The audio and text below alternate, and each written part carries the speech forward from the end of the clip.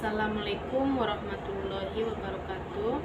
Puji syukur marilah kita panjatkan kehadirat Allah Subhanahu wa taala yang masih memberikan kita nikmat kesehatan pada hari ini. Salawat serta salam marilah kita hadiahkan kepada Nabi besar kita Muhammad Shallallahu Alaihi Wasallam yang telah mengangkat derajat kita dari alam kegelapan menuju alam terang benderang seperti saat yang kita rasakan ini. Baiklah, perkenalkan nama saya Snita Atri, NIM 1930-2061, jurusan BKI semester 6. Adapun tujuan saya yaitu untuk menjelaskan sedikit banyaknya materi kami tentang abortus dan menstruasi. Yang pertama yaitu definisi abortus dan menstruasi. Menstrual relation merupakan istilah bahasa Inggris yang telah diterjemahkan oleh dokter Arab menjadi istilah wasail al-ishad atau cara pengguguran kandungan yang masih muda. Sedangkan abortus diterjemahkan menjadi istilah qat's al-hamli atau pengguguran kandungan yang sudah tua atau sudah bernyawa. Keduanya menurut Mahjudin merupakan praktik pengguguran kandungan. Menurut Sardikin, Gina Putra, dan Mariono, sebagaimana yang dikutip oleh Juhdi, abortus ialah pengakhiran kehamilan atau hasil konsepsi sebelum janin dapat hidup di luar kandungan. Menurut Mariono Rexodipura, abortus ialah pengeluaran hasil konsepsi dari rahim sebelum waktunya atau sebelum dapat dilahirkan secara alamiah. Metode yang dipakai untuk abortus biasanya ialah yang pertama, karateji endileteji atau disingkat dengan CND. Yang kedua, dengan alat khusus atau mulut rahim dilebarkan, kemudian janin dikaret atau dikiret dengan alat seperti sendok kecil. Yang ketiga, aspirasi, yakni penyedotan isi rahim dengan pompa kecil. Yang terakhir, sisterotomi atau melalui operasi. Ada dua macam abortus atau pengguguran, yaitu yang pertama, abortus spontan atau spontaneous abortus. Ialah abortus yang tidak disengaja. Abortus spontan bisa terjadi karena penyakit sipilis, kecelakaan, dan sebagainya. Yang kedua, abortus yang disengaja atau abortus provocatus atau induced pro-abortion.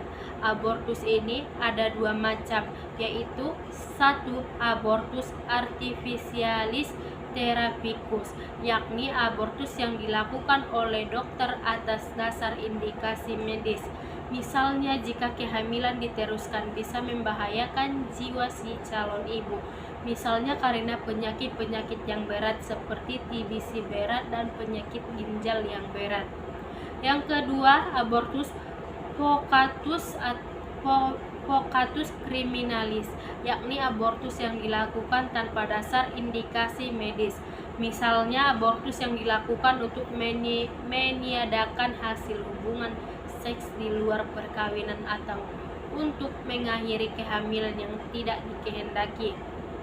Dalam hal ini, keselamatan seorang ibu lebih diutamakan daripada nyawa janinnya. Dengan dasar pertimbangan sebagai berikut. 1. Kehidupan ibu di dunia ini sudah nyata, sedangkan kehidupan janinnya belum tentu. Karena itu, ibu lebih berhak hidup daripada janinnya. Yang kedua, pengorbanan ibu lebih banyak resikonya daripada pengorbanan janinnya. Karena kalau seorang ibu yang meninggal, semua anak yang ditinggalkannya mengalami penderitaan, terutama bayinya yang baru lahir. Tetapi kalau janinnya yang dikorbankan, maka resikonya lebih ringan dibandingkan dengan resiko kematian ibunya. Ya, materi selanjutnya yaitu dalil yang berkaitan. Pada akhir-akhir ini diisukan adanya praktek eugenetika di salah satu rumah sakit di Jakarta. Eugenetika artinya seleksi ras unggul dengan tujuan agar janin yang dikandung oleh ibu dapat diharapkan lahir sebagai bayi yang normal dan sehat fisik, mental, dan intelektual. Sebagai konsekuensinya, apabila janin diketahui dari hasil pemeriksaan medis yang canggih menderita cacat atau penyakit yang sangat berat, maka digugurkan janin tersebut dengan alasan hidup anak yang demikian tidak ada artinya dan menderita sepanjang hidupnya, dan juga menjadi beban keluarga dan masyarakat yang berada di sekitarnya. Permasalahannya sejauh mana eugenika tersebut, apakah pengguguran janin yang telah dilakukan itu hanya berbatas pada janin yang menderita Down syndrome saja? Misalnya pengguguran juga dilakukan atas permintaan ibu atau keluarga yang bersangkutan karena jenis kelaminnya tidak sesuai dengan harapannya. Adapun firman Allah Subhanahu wa taala dalam Al-Qur'an surah Al-Isra ayat 17 yaitu Bismillahirrahmanirrahim. Wa kam ahlakna minal quruni min ba'di nuhin wa kafa bi rabbika bi dzunubin ibadihi khabiran basira, yang artinya, dan berapa banyak kaum setelah Nuh yang telah kami binasakan, dan cukuplah Tuhanmu yang maha mengetahui, maha melihat dosa hamba-hambanya.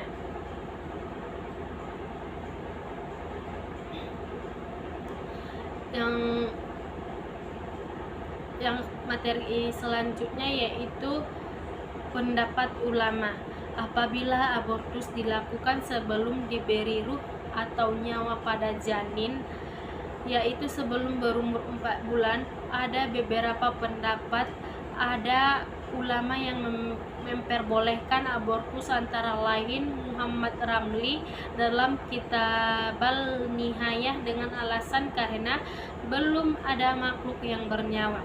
Ada ulama yang memandangnya makruh karena janin sedang mengalami pertumbuhan, dan ada pula yang mengharamkannya, antara lain Ibnu Hajar dalam kitabnya Al-Tufah dan Al-Ghazali dalam kitabnya Ihya Ulumuddin. Dan apabila abortus dilakukan sesudah janin bernyawa atau berumur 4 bulan, maka di kalangan ulama telah ada ijma tentang haramnya abortus. Menurut Masyhuk Juhdi, pendapat yang benar adalah sebagaimana yang diuraikan oleh Mahmud Saltut, bahwa sejak bertemunya sel sperma dengan ovum, maka pengguguran adalah suatu kejahatan dan haram hukumnya, sekalipun janin belum diberi nyawa. Sebab sudah ada kehidupan pada kandungan yang sedang mengalami pertumbuhan dan persiapan untuk makhluk baru yang bernyawa bernama manusia yang dihormati dan dilindungi eksistensinya. Lebih jahat dan makin besar dosanya apabila pengguguran dilakukan setelah janin bernyawa, dan lebih besar lagi dosanya jika sampai dibunuh atau dibuang bayi yang baru lahir tersebut. Islam memperbolehkan pengguguran itu jika dilakukan karena benar-benar terpaksa demi melindungi atau menyelamatkan si ibu. Bahkan Islam mengharuskannya. Materi selanjutnya yaitu hukum perkara.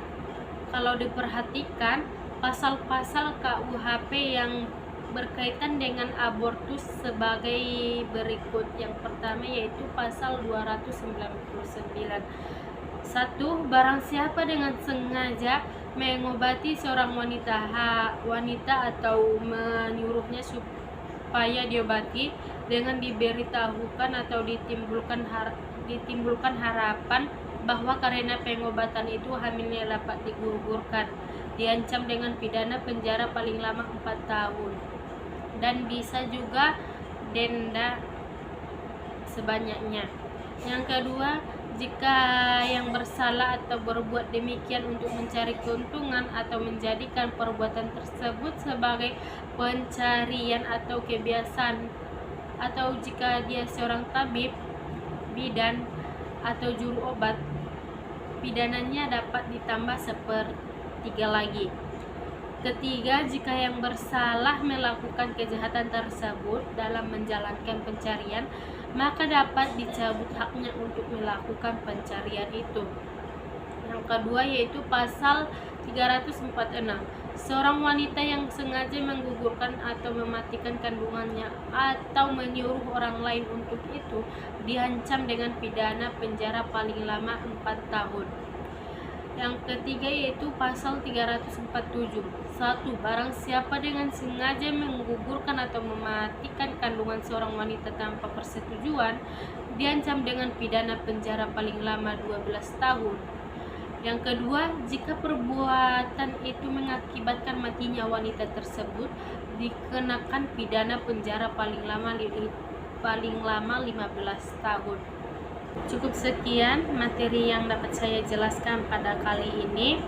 Apabila saya memiliki salah dalam pengucapan atau penyampaian materi, saya minta maaf. Saya akhiri. Assalamualaikum warahmatullahi wabarakatuh.